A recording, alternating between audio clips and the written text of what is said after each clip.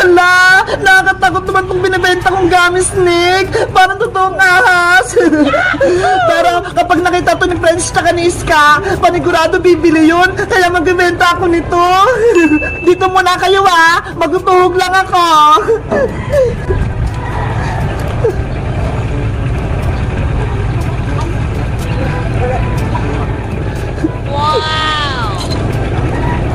Ang kukulay naman nila. Ang cute. Parang hindi sila pagkain.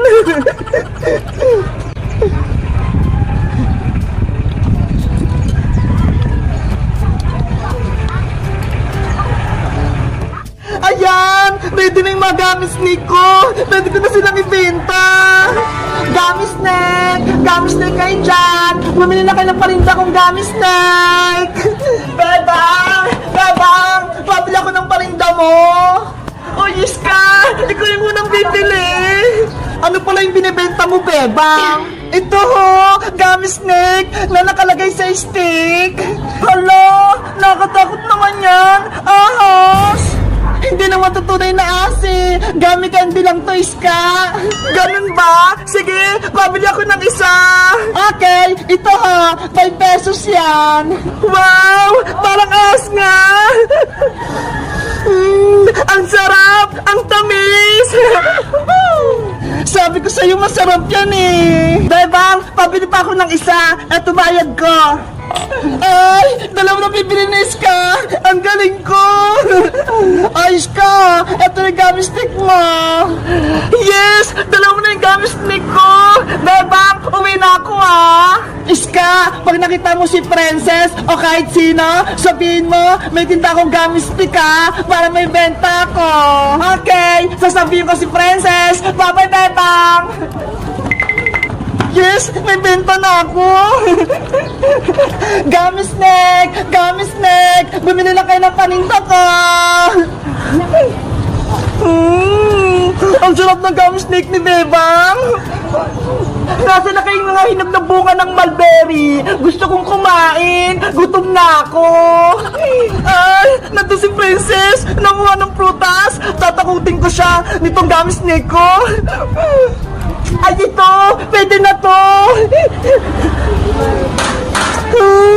Ang asim! Ilalagay ko tong gummy snake sa likod ni Princess. Ano yun? Ahas!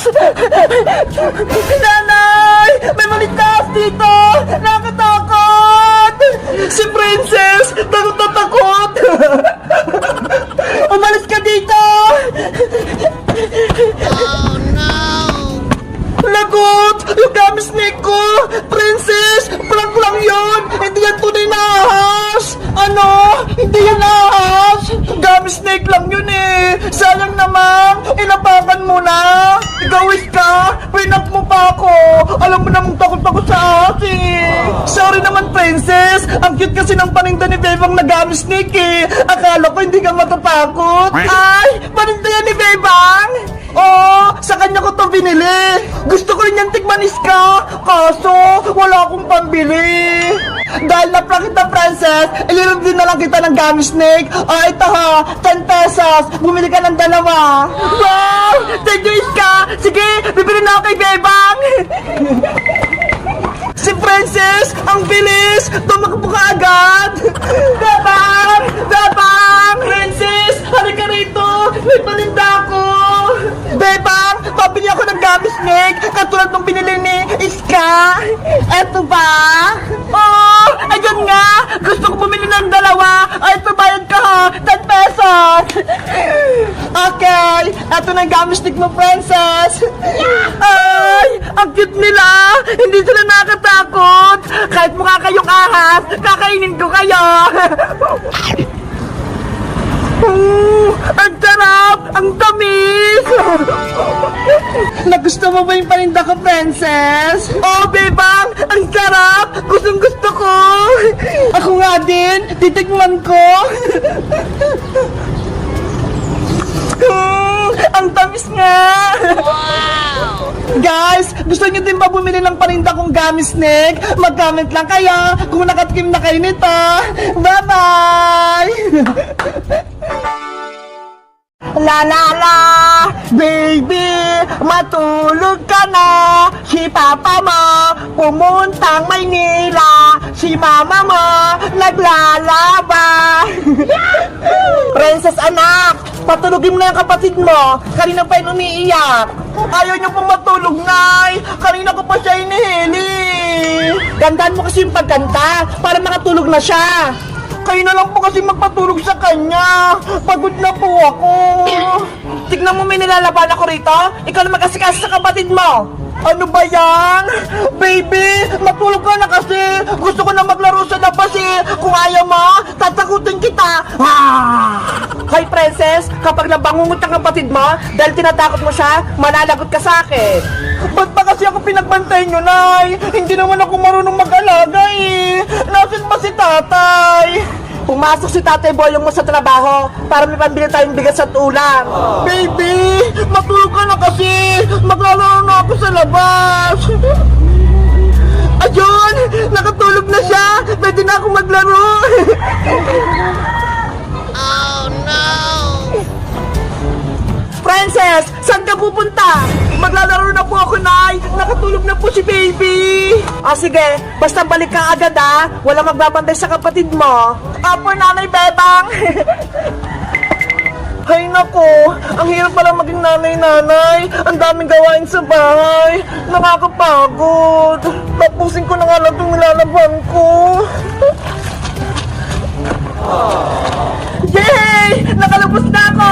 Tulog na si baby! Makapaglaro na ako!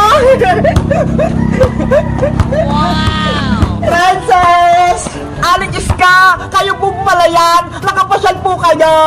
Nasaan si Nanay Bebang mo? May ibibigay ako sa kanya. Ano po yung hawak niya? Ulam ito, kalderetang baboy, ibibigay ko. Wow! Ang sarap! May ulam! Nasa bahay po si Nanay Bebang Aling Iska, naglalaba. Ganun ba? Diyan ka lang, Princess ha? Pupunta lang ako sa bahay nyo. Aling Iska, sama na po ako sa pag-uwi. Hindi na po ako maglalaro. Ikaw talaga, Princess? Nakakita ka lang ng pagkain? Uwi ka kagad. Siyempre po, para makakain na ako. O siya, tara na sa bahay nyo. Yahoo! Kakain na ako! Balita ko, naglalaro daw sila Bebang ng baybayan sa lupa namin. Lagot sila sa akin. Oh no! Nay! Nay! O Princess, bakit bumalik ka kaagad? Si Aling Iskabo, dumating, may dalang ulam. Kamusta ka na, Maring Bebang? Malusog na ba yung anak mo? Oo, Mari, malaki na siya. Ayun o, nagduyan-duyan. Wow, ang cute-cute niya. Ako po nagpatulog sa kanya, Aling Iska. Kinantahan ko po siya. Very good, Princess. Marunong ka na mag-alaga. Akin na po yung dala niyong ulam para makakain na po ako. O, ito. Ang bango! Mukhang masarap! Aling Iska, wala po ba kayong dalang kanin? Wala eh, yan lang. Hey Princess, nabigyan ka na ng ulam? Nagreklamo ka pa? Gutom na po kasi ako na eh. Gusto ko nang kumain. Si Princess talaga, sobrang takaw. Laging gutom. Sinabi mo pa, Mare, matakaw talaga siya. Ay aba, ang saya sa inyong maglaro dito ah. Bebang, Iska, Princess. Maria, nagbabalik ka? Anong gagawin mo dito? Nagulat kaya no? Nagbabalik na ang kontrabida sa buhay nyo? Sirain niyo itong baybayan, Bebang! Tanggalin niya! Maria! Wag! Naglalaro kami ng baybayan! Huwag ka manggulo! Maria! Umalis ka dito! Sinisira mo yung laro namin! Si baby natutulog pa! Oo nga, Maria! Umalis ka rito! Hindi ka namin kalaro! Ang pangit ang mga laro nyo! Pangbata! Kaya dapat mawala na itong baybayan! Please! Maria! Huwag mong sirain! Pinaghirapan namin yung gawin! Kamusta ang buhay-buhay, Bebang? Ang saya sa inyo maglaro ng bahay-bahayan, ah!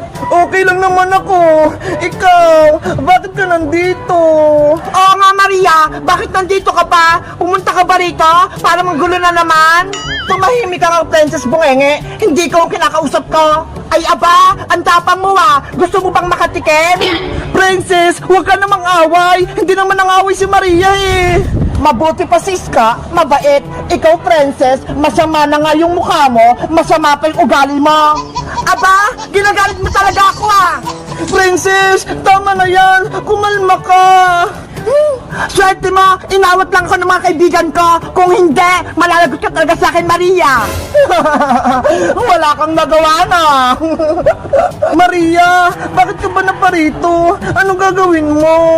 Nabalitaan ko kasi, naglalaro kayo dito ng baybayan sa bakanteng lupa. Ano naman, kung dito kami naglalaro, bakit? Bawal ba? Oo, bawal. Hindi nyo ba alam? Lupa ni Mami Margaret to, kaya hindi kayo pwede maglaro dito. no! Nagsisinungaling ka lang naman, Maria eh. Wala kayong lupa dito.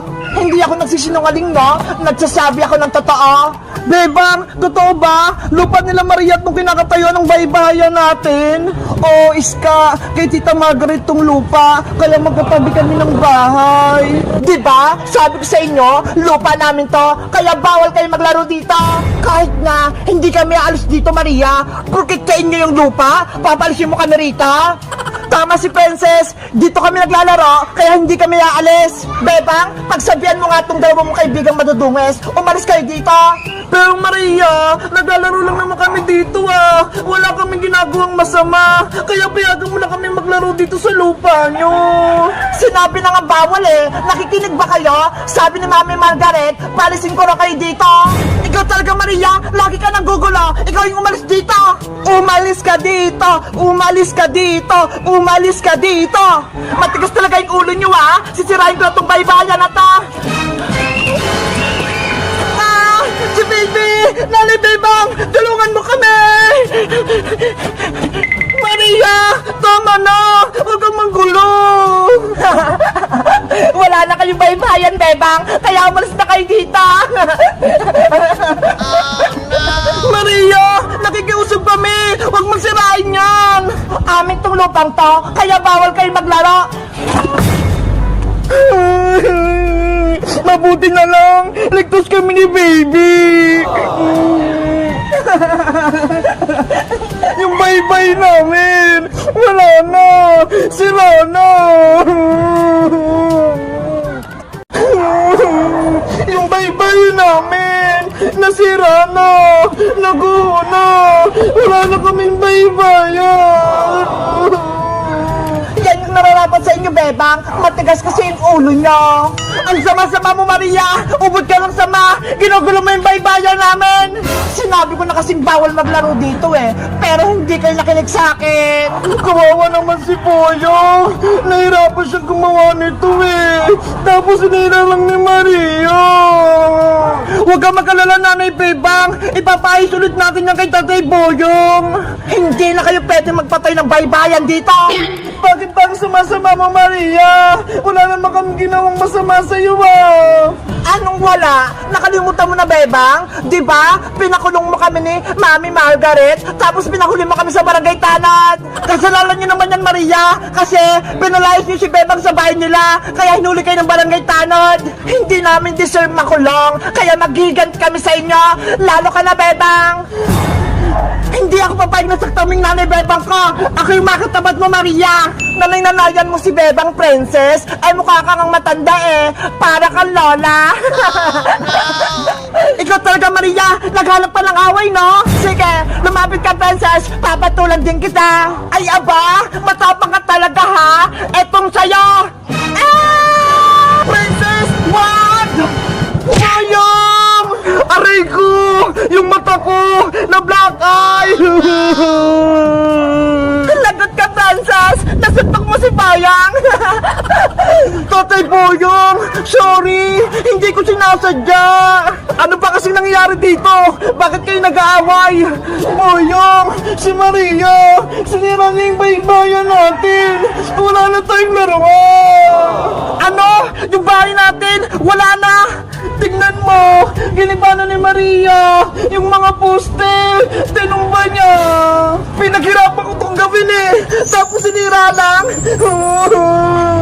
Tatay Boyong, pagalitan mo nga si Maria! Siya'y may kasalanan! Maria, bakit mo sinira to? Naglalaro lang kami ng bahay-bayan ah! Bakit ka lang gugulo? Eh kasi nga, bawal maglaro dito! Lupa to ni Mami Margaret! Kaya may karapatan ako magpalis sa inyo!